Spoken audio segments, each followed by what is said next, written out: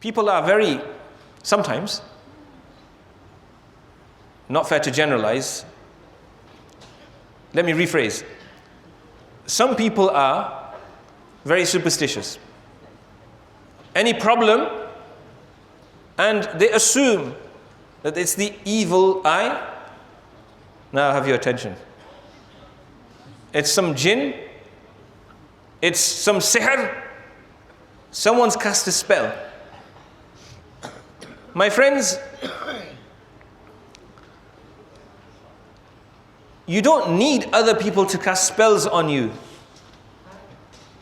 You don't need the evil eye. You don't need to be pursued by a jinn to find yourselves in trouble and in hot water.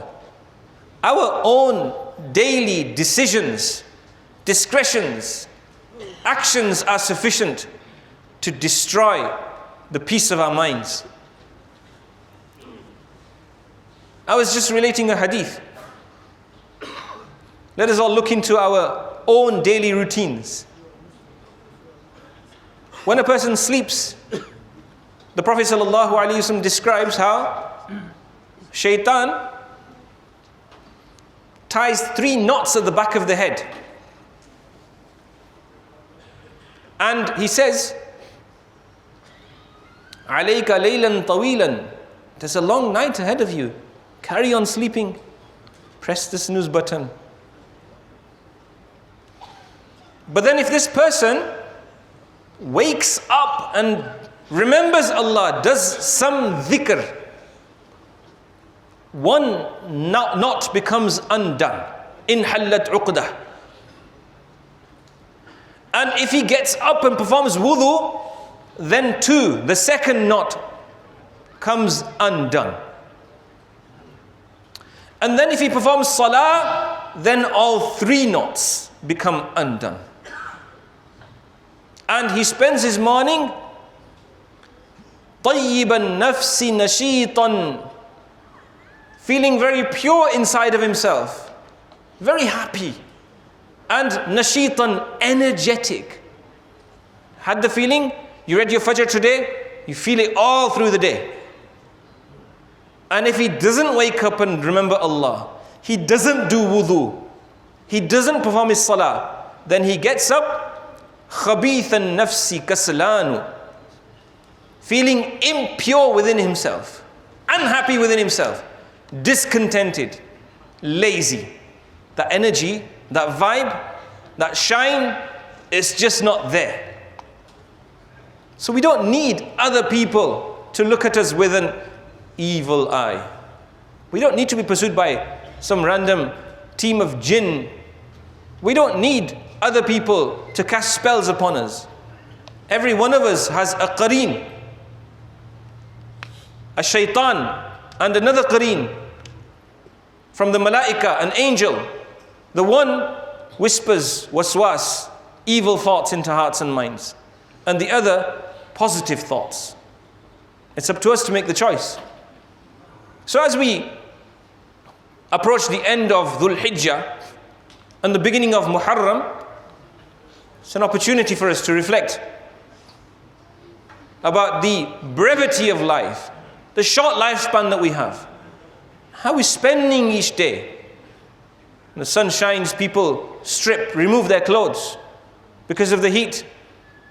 Do your eyes wander? Does your heart wander? What are your friendships like? Sorry to say this, it's a subject for another day. But today, even the Muslim, little bit of hard times, financial problems, family problems, turns to the bottle, turns to the joint, the roll-up, as an escape. Inna lillahi wa inna ilayhi raji'un. What space in a Muslim's fridge, in your kitchen, does a can of lager have?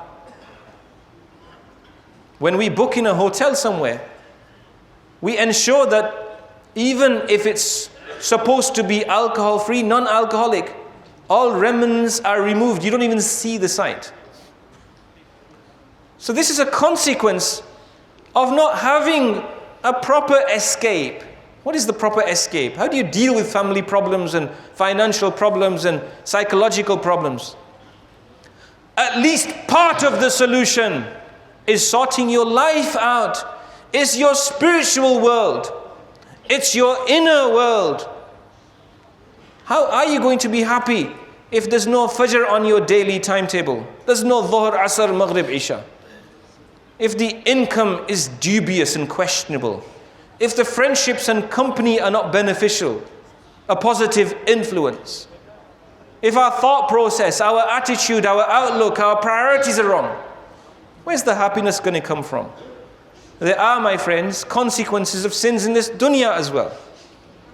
And so to conclude, as we approach the end of this Islamic year, the beginning of the next, it's not about how we spend our year, the macro and the micro.